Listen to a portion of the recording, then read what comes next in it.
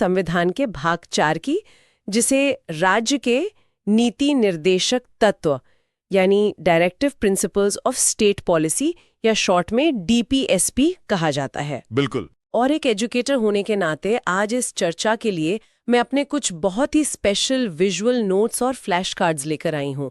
हमारा मिशन सिर्फ इन अनुच्छेदों को पढ़ना नहीं है, बल्कि कुछ बहुत ही दिलचस्प ट्रिक्स के जरिए इन्हें हमेशा के लिए याद रखना है, ताकि जो लोग हमें सुन रहे हैं उनके कॉन्सेप्ट्स एकदम क्लियर हो जाएं। ये बहुत ही बढ़िया तरीका है और ये विषय असल में किसी भी लोकतांत्रिक देश की नींव को समझने के लिए बहुत जरूरी भी है। बिल्कुल। प्रसिद्ध इतिहासकार ग्रैनवेल ऑस्टिन ने एक बहुत ही गहरी बात कही थी। उन्होंने इन निर्देशक तत्वों को संविधान की आत्मा और चेतना का नाम दिया था। आत्मा और चेतना? जी। और ये कोई अतिशयोक्ति नहीं है। असल में ये तत्व सिर्फ नियमों की कोई सूखी सी लिस्ट नहीं है। इनका मुख्य उद्देश्य भारत को महज एक पुलिस स्टेट से निकालकर एक कल्याणकारी राज्य यानी वेलफेयर स्टेट में बदलना है। मतलब एक ऐसा राज्य जो जनता की भलाई के लिए काम करे। एकदम से। सरल शब्दों में कहें तो ये सरकारों के लिए एक विजन बोर्ड है, जो उन्हें बताता है कि सत्ता में बैठने के बाद उन्हें देश को आखिर किस दिशा में ले जाना चाहिए। ये विजन बोर्ड वाली बात बहुत दिलचस्प है, लेकिन किसी भी नियम को समझने से पहले ये जानना जरूरी है कि वो लागू किस पर हो रहा है। बेसिक्स क्लियर होने चाहिए। बिल्कुल। तो हमारे फ्लैश कार्ड्स में सबसे पहले अनुच्छेद 36 और 37 का जिक्र है। अनुच्छेद 36 बहुत ही सीधे तौर पर राज्य यानी स्टेट की परिभाषा देता है। और यहाँ एक बहुत ही मजेदार बात है। वो क्या? ये परिभाषा बिल्कुल वही है जो मौलिक अधिकारों वाले भाग 3 के अनुच्छेद 12 में दी गई है। इसमें केंद्र सरकार, राज्य सरकार, पंचायतें और सभी सरकारी संस्थाएं शामिल हैं। हाँ। और इसे याद रखने की हमारी ट्रिक बहुत ही सिंपल है। 36 = सेम एज 12। बस इतना याद रख लें। बहुत आसान ट्रिक है। लेकिन यहाँ मुझे एक बात समझ नहीं आती। जब भाग 3 में पहले ही राज्य की परिभाषा दे दी गई थी, तो उसे यहाँ भाग 4 में दोबारा लिखने की क्या जरूरत थी? ये दोहराव बिना कारण के नहीं है। जब हम कहते हैं कि 36 और 12 समान हैं, तो संविधान निर्माता असल में एक बहुत ही स्पष्ट संदेश दे रहे थे। कैसा संदेश? वो यह स्थापित कर रहे थे कि नीतियां बनाने और लोगों का कल्याण करने की जिम्मेदारी ठीक उसी सिस्टम पर होगी जिसके खिलाफ नागरिक अपने मौलिक अधिकारों की मांग करते हैं। अच्छा। हाँ, यानी जो संस्था आपको आजादी दे रही है, वही संस्था आपके विकास का ब्लूप्रिंट भी तैयार करेगी। लॉजिक तो एकदम सटीक है, लेकिन यहीं पर अनुच्छेद 37 आता है, जो इस पूरी व्यवस्था पर एक बहुत बड़ा सवालिया निशान लगा देता है। नॉन जस्टिशिएबल वाला हिस्सा। जी। अनुच्छेद 37 कहता है कि ये नीति निर्देशक तत्व गैर न्याय संगत है। मतलब अगर सरकार इन नीतियों को लागू नहीं करती, तो कोई भी व्यक्ति सीधे अदालत जाकर सरकार को ऐसा करने के लिए मजबूर नहीं कर सकता। बिल्कुल। अदालत सरकार को कोई सीधा आदेश नहीं दे सकती कि वो इन तत्वों को तुरंत लागू करे। तो फिर क्या ये सिर्फ खोखले राजनीतिक वादे नहीं है? अगर कोई व्यक्ति कोर्ट जा ही नहीं सकता, तो इन अनुच्छेदों को संविधान में रखने का क्या मतलब था? क्या जानबूझकर एक बिना दांतों का शेर बना दिया गया? ये सवाल बहुत आम है और अक्सर उठता है, लेकिन इसके पीछे की जमीनी हकीकत को समझना होगा। 1947 के भारत की कल्पना करें। देश अभी अभी आजाद हुआ था। हाँ, हालात बहुत खराब थे। खजाना लगभग खाली था, संसाधनों की भारी कमी थी और विभाजन के कारण चुनौतियां पहाड़ जैसी थीं। उस समय अगर सरकार हर नागरिक को कानूनी तौर पर रोजगार या मुफ्त स्वास्थ्य सुविधाएं देने की गारंटी दे देती, तो लोग रोज कोर्ट पहुंच जाते। बिल्कुल। और पूरा सरकारी ढांचा पहले ही दिन चरमरा जाता। इसीलिए अर्थशास्त्री केटी शाह ने उस वक्त एक बहुत ही मशहूर टिप्पणी की थी। उन्होंने कहा था कि ये एक ऐसा चेक है जिसका भुगतान बैंक की मर्जी पर निर्भर है। मतलब चेक तो काट कर दे दिया गया है, लेकिन बैंक उसे तब कैश करेगा जब उसके पास पर्याप्त पैसे होंगे। एकदम सही पकड़े आप। इसे आप एक समुद्री जहाज के कंपास की तरफ ही देख सकती हैं। कंपास की तरह? वो कैसे? देखिए, कंपास में कोई इंजन नहीं होता। वो जहाज को धकेलकर आगे नहीं बढ़ाता। यानी इन डीपीएसपी में कोई कानूनी ताकत नहीं है। लेकिन अगर जहाज का कप्तान उस कंपास को नजरअंदाज करता है और जहाज को गलत दिशा में ले जाता है, तो जनता अगले चुनाव में उस कप्तान को ही बदल देगी। बिल्कुल। अदालत भले ही सजा ना दे, लेकिन जनता के पास वोट के रूप में राजनीतिक सजा देने की पूरी ताकत है। ये कंपास वाली बात तो बहुत ही शानदार है। इसका मतलब है कि जैसे जैसे देश अमीर होगा, बैंक इस चेक का भुगतान करता जाएगा। हाँ, एकदम। और जब हम समानता और न्याय की बात करते हैं तो हमारे अनुच्छेदों का अगला हिस्सा इसी भुगतान की शुरुआत लगता है। चलिए अनुच्छेद 38 पर आते हैं। जो न्याय की बात करता है। जी, ये कहता है कि राज्य एक ऐसी व्यवस्था बनाएगा जो सामाजिक, आर्थिक और राजनीतिक न्याय को बढ़ावा दे।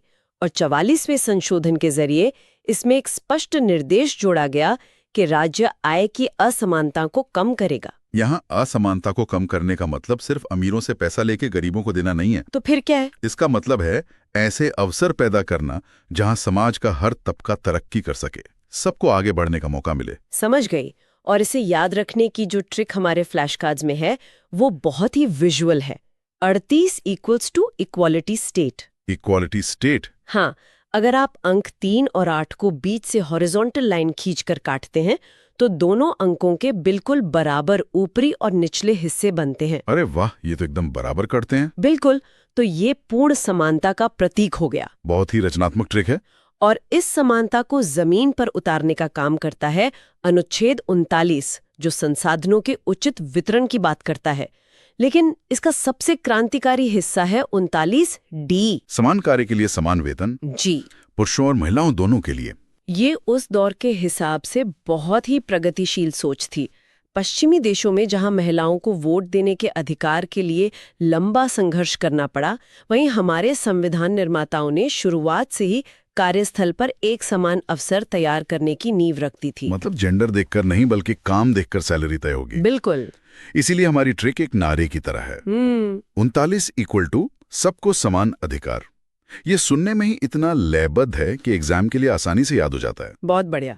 लेकिन अधिकारों की ये बात तब तक बेमानी है जब तक एक आम इंसान को न्याय तक पहुंचने का रास्ता न मिले। सही बात है। इसी कमी को दूर करने के लिए 1976 में 42वें संशोधन के जरिए अनुच्छेद 39A जोड़ा गया।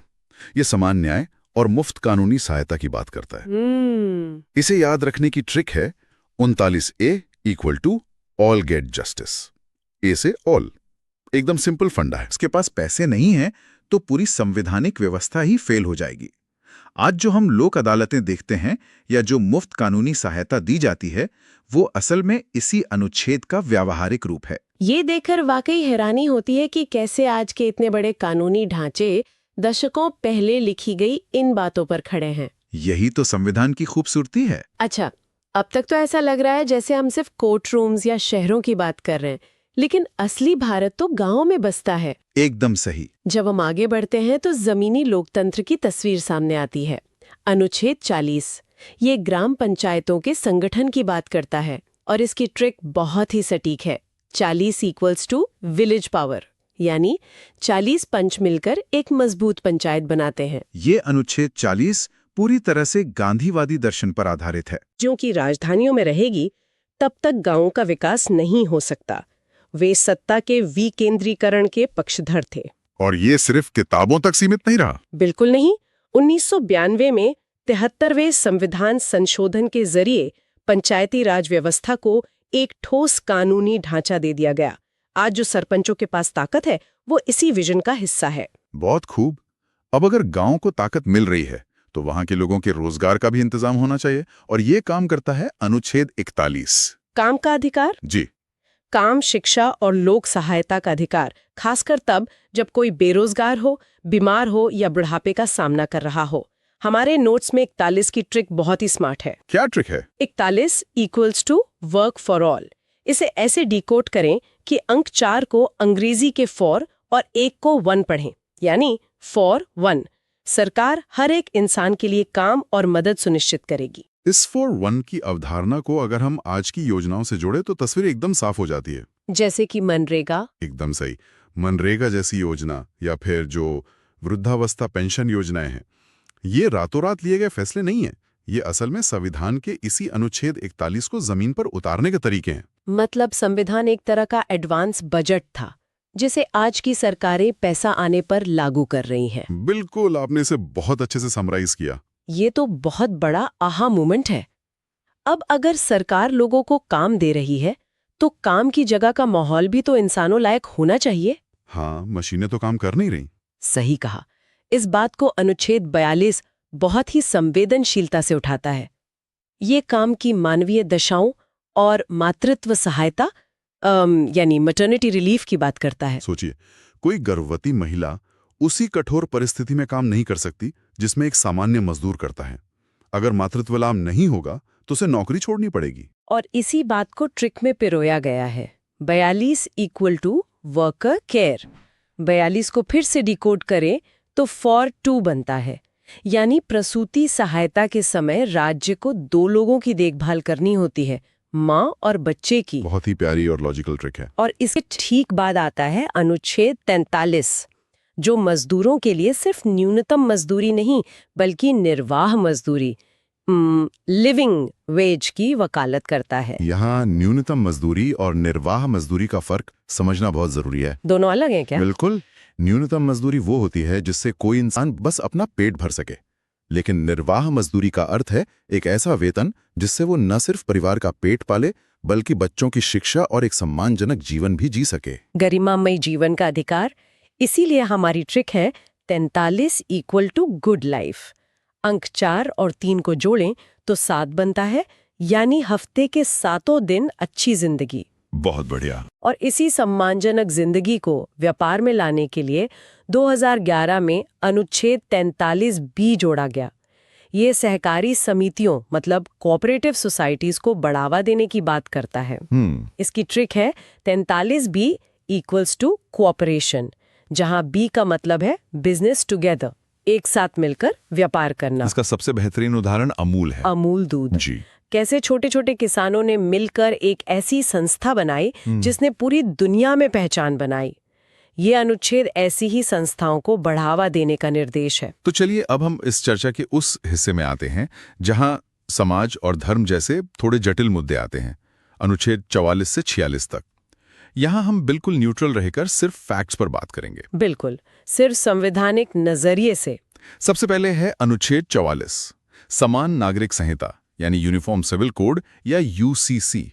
इसका अर्थ है कि पूरे देश में विवाह, तलाक और संपत्ति के बंटवारे जैसे मामलों में एक ही कानून होना चाहिए। यह आज के समय में परीक्षाओं में पूछा जाने वाला सबसे हॉट टॉपिक है। हाँ, न्यूज में भी बहुत रहता है। फिलहाल ये पूरे देश में लागू नहीं है, सिर्फ गोवा में लागू है। अब सवाल ये उठता है कि इसे तुरंत लागू क्यों नहीं किया गया? क्यों नहीं किया गया? इसका कारण 1947 का विभाजन था। देश धर्म के नाम पर बटा था और समुदायों के बीच विश्वास की कमी थी, इसलिए इसे एक भविष्य के लक्ष्य के रूप में रख दिया गया। ये संदर्भ बहुत कुछ साफ कर देता है। और एग्जाम के लिए हमारी ट्रिक बहुत आसान है। 44 इक्वल टू 1 लॉ। अंक 4 और 4 दोनों एक समान है, बिल्कुल यूनिफॉर्म है, तो बन गया यूनिफॉर्म सिविल कोड। बहुत आसान है याद रखना। इसके बाद बच्चों की शिक्षा की बारी आती है।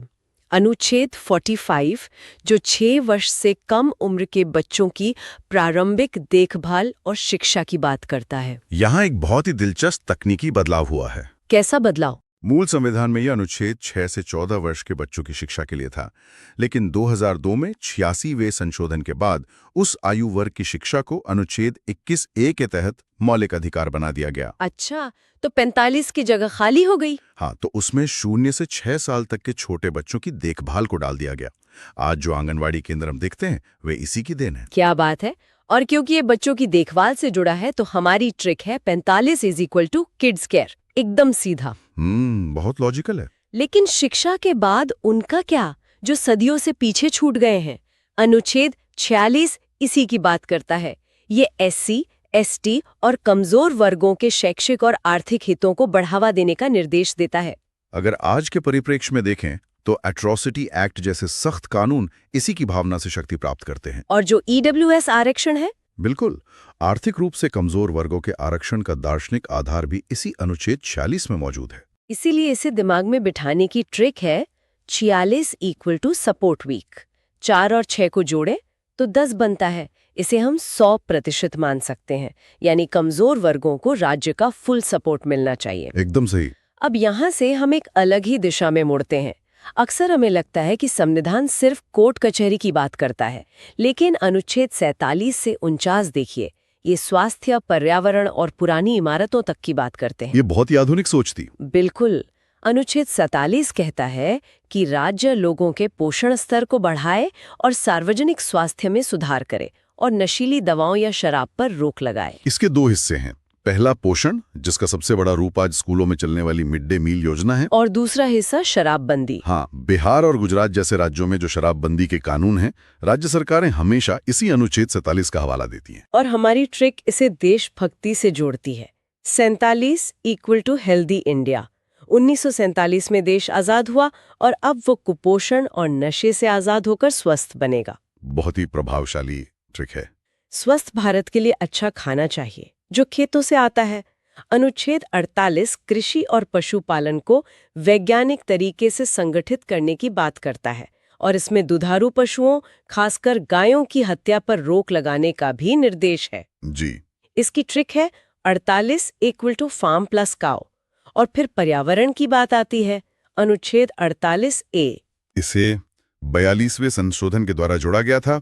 ये पर्यावरण और वन्यजीवों की रक्षा का निर्देश देता है। 1970 के दशक में पूरी दुनिया में पर्यावरण को लेकर जागरूकता आ रही थी, तो भारत ने इसे तुरंत अपना लिया। ट्रिक भी एकदम सिंपल है। 48A equal to green India. A से एटमॉस्फेयर यानी वातावरण। हमें अपना वातावरण हरा भरा रखना है। बिल्कुल। और प्रकृति के बाद ऐतिहासिक धरोहरों की बात आती है।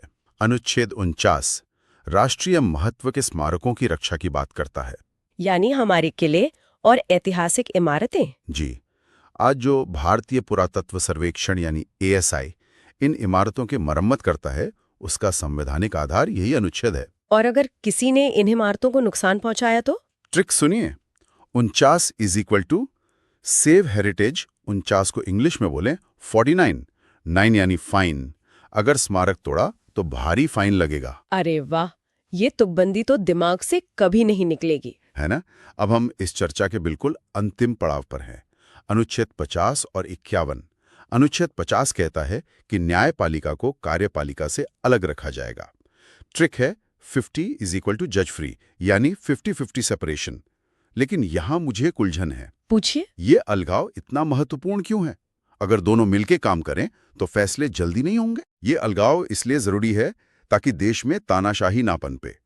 जरा सोचिए, अगर किसी मंत्री पर भ्रष्टाचार का आरोप लगे और जज उसी मंत्री के अधीन काम करता हो, तो क्या न्याय हो पाएगा? कभी नहीं। शक्तियों का पृथक्करण ये सुनिश्चित करता है कि अदालतें आजाद रहें, जज पर सरकार का कोई दबाव ना हो।